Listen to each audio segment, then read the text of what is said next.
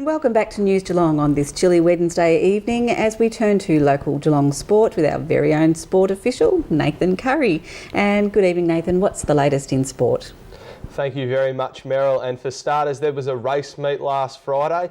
And as always, my good friend John Dunn brings us all the action. The racing kicked off here last Friday on the Geelong Synthetic, chilly winter's afternoon. And the punters were off on a right foot when the David Hayes trained galloper Sultar scored a big win in the opening event. Razoo down towards the 200. Katie, it travels well. Sultar coming after it now down the outside, battling away on the inside rows of Dana. It's Katie it down towards 100, but Sultar puts in the big bounce now and picked up Katie it, who's trying to respond on the inside. But Sultar going too well and goes on to score. Sultar 3 parts on the line. The 2-year-old galloper Abel Green gave Caulfield trainer Tony Valson an early race-to-race double when the champion jockey Damien Oliver kicked into a big win in the Buxton Maiden Plate. 200 metres to go. Imatter in front of Abel Green. Massivo. Cool Eyes joins in. A three-way go down towards the 100 now. Abel Green took the lead. Massivo trying to respond with Cool Eyes. Abel Green drawing away now, and Abel Green won. The early favourite for the king of the synthetic must be Cougar King. He's had 3 tries on the synthetic track for 2 wins and a second, and he scored another good win in the Surdex Steel Handicap on Friday afternoon. Kuma gets up alongside Ace Harmony. Alcoby, Jade and Cougar King coming down the outside. In front is Akuma, but Cougar King's after him. Cougar King takes the lead from Akuma, and Cougar King wins at a half. And for quaddie punters, well, they were on the right track until the last leg, but Lion Divine fixed them up properly. He won at $39 for local businessman Neville Crane and his wife Diane, who part-owned the gelding, who scored a great win in the final event. Blue Ribbon was further back. General Calm wider out. SMG done with, and down the extreme outside is Rocking Force. You Little Pearler, Lion Divine. Down the outside, Rocking Force coming quickly. Rocking Force out after Lion Divine, who's holding on. Lion Divine in front, and Lion Divine sees it out from Rocking Force. And that's the wrap-up from racing here last Friday afternoon. Chilly Winter's Day, but we're on again, doing it all again next Friday afternoon. Junes for Junes Day. Wear your Junes. A gold coin donation. Free entry next Friday. We'd like to see you all here for Junes Day.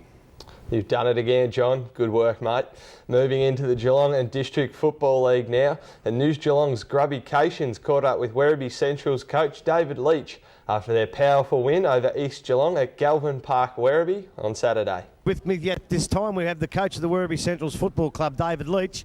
And Leachy, after a really hard game last week and probably a bit of a belting last week, you really come back and hit your straps today, the boys.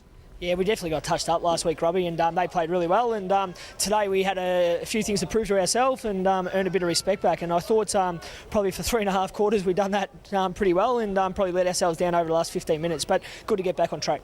Well, I think last week Bellpost Hill might have took the foot off the pedal, but I think it looked like you blokes did the same today. Yeah, last 15 minutes, mate. Like we prided ourselves on all day of being accountable all across the ground and play man-on-man footy, and then it just got to the 15-minute mark, and we took our foot off the gas, and you can see what can happen. You're not going to win a final if you can't play 4 quarters of footy. So that's entrenched in their minds now, I can tell you right now. So hopefully we can work on that during the week and go out to Inverleigh next week.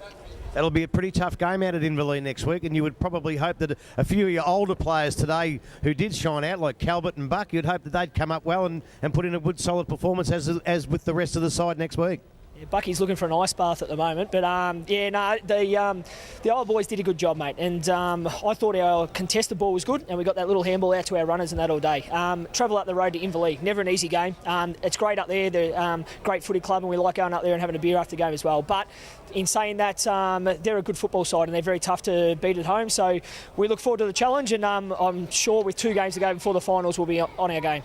Well, yeah, it surely will be a harder game, but I thought a coach of your standing would have a few more smarts, because next week you may have a bit of a rest. You've took it upon yourself to take Gergic last week and, of course, Big Scrobble today. Do you think you'll get an easier job next week you can find for yourself, mate?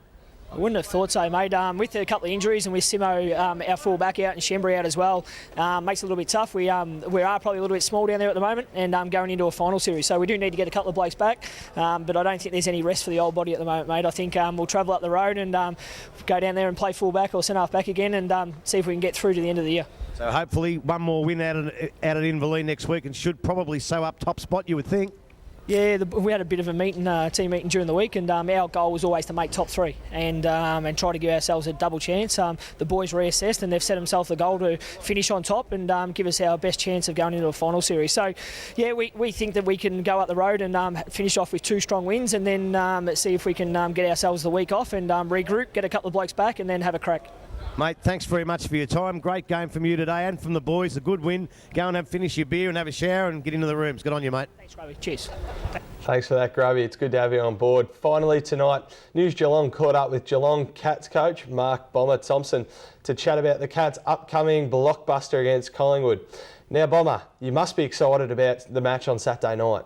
Yeah, absolutely. It's we all get excited by it. The players, the supporters, the media love it. They build it up, and as a coaching team, we find it as a great challenge and exciting too. Do you think the Pies are a better side than they were back in round 9?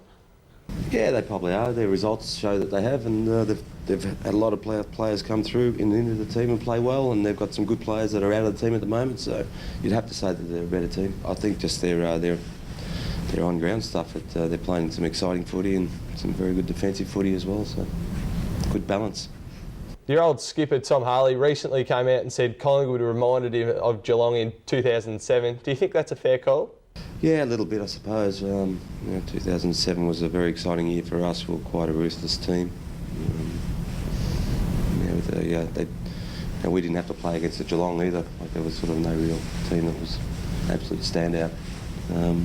I think this year it's there's 4 or 5 really good teams in it, so it's not one dominant team out there at the moment. Finally, Bomber, is there more pressure on you guys or Collingwood this Saturday night? I'd love to give you a headline, but it's not. It's there's pressure on both of us. To go out and actually perform and execute your skills under the pressure of that many people watching on television and that many people at the game against quality opposition. There's pressure on both teams. Thanks for your time there, Bomber, and we'll be sure to check in with you on Friday night before your big game. That's it for sport tonight. I'll see you again on Friday night, but until then, it's back to you, Meryl. Thanks, Nathan. Well, the weekend brought with it some wild and wet weather, and tonight our weather queen, Lani Salathiel, will update us with Geelong's weather for the next few days. Good evening, Lani. Thank you, Meryl. We have had a bit of a wild weekend of weather. It looks like there's a little bit more rain on the way as well. Let's take a look at the forecast for tomorrow. A cloudy day in Geelong with some scattered showers around with a maximum of 13. For Friday, a partly cloudy day with some isolated showers also during the morning, a maximum of 13 again. For the weekend, Saturday, a partly cloudy day with areas of fog and frost during the morning, clearing by afternoon, however, with some light winds around Geelong, a maximum of 13 as well. For Sunday, some morning cloud, clearing in the afternoon with a maximum of 15.